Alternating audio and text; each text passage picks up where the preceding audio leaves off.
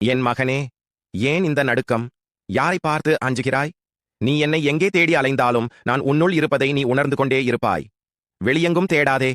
உன் மூச்சுக்காற்றில் கலந்திருப்பவன் நான்.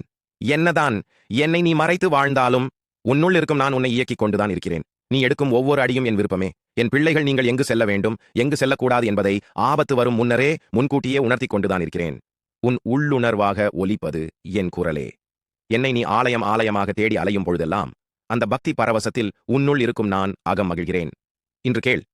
உனக்கு ஒரு வழிகாட்டியாக மட்டுமில்லாமல் உன்னுடைய சுகதுக்கங்களை, மகிழ்ச்சியை, அனைத்து உணர்வுகளையும் பகிர்ந்து கொள்வதற்கு ஏற்ற உறவாக இந்த கருப்பன் உன்னுள் மாறியுள்ளேன். உன்னிடம் வாழ் இல்லை என்று கலங்காதே. உன்னுடைய தூய்மையான அன்பு மிகப்பெரிய ஆயுதம். அந்த அன்பு என்னும் ஆயுதத்தை கொண்டு போரிட்டு அனைத்தையும் வென்று இந்த கருப்பனுடைய சாம்ராஜ்யத்தில் நீயும் ஒரு பிள்ளையாக நிலைத்து நின்று விட்டாய். என் பிள்ளைகள், நீங்கள் என்னைப் போலவே அன்பு, கருணை, கோபம் ஆகிய குணத்தில் இருப்பீர்கள். ஆனால் எந்த நேரத்தில் எதை வெளிப்படுத்த வேண்டும் என்பதை இந்த கருப்பன் தான் முடிவு செய்கிறேன். என்னுடைய மற்றொரு ரூபமாகவே மாறியுள்ள என் பிள்ளைகள், உங்களுக்கு இந்த கருப்பனுடைய அனைத்து செயல்களையும் புரிந்து கொள்ளும் பக்குவத்தையும் அனுபவத்தையும் கொடுத்துள்ளேன்.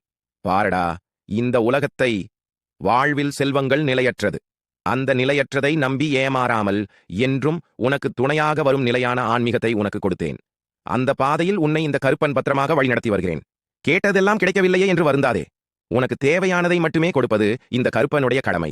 தேவையில்லாததை உனக்கு கொடுத்து அதன் மூலம் உனக்கு மகிழ்ச்சியையும் துக்கத்தையும் கொடுக்க வேண்டிய அவசியம் உன்னை காக்கும் இந்த கருப்பனுக்கு இல்லை. என்றைக்கும் ஒன்றை மட்டும் மனதில் எண்ணிக்கொள். உமக்கு தேவையானது உன் கை வந்து சேரும். உனக்கு தேவையில்லாதது உன் கை வராது. அதை எண்ணி நீ கவலை கொள்ள தேவையில்லை. ஏனென்றால் பிள்ளைக்கு என்ன வேண்டும் என்று இந்த தகப்பனுக்கு தான் தெரியும். மற்றவர்களை விட உன்னை ஆரோக்கியமாகவும் மனநிறைவோடும் சந்தோஷங்களையும் வாரி வழங்கித்தான் கொடுத்துள்ளேன். இவை அனைத்தும் உன்னுடைய வாழ்வை மேம்படுத்தும். இனி பயம் வேண்டாம், கவலை கொள்ளாமல் உறங்கு. வாழ்வின் நல்லது எது, கெட்டது எது என்பதை உணர்த்தியும் உன்னை வாழ வைத்துக் கொண்டிருக்கிறேன். இது பெரும்பாலானவர்களுக்கு கிடைப்பதில்லை. கிடைப்பதை தக்க வைத்துக் கொள் என் மகனே.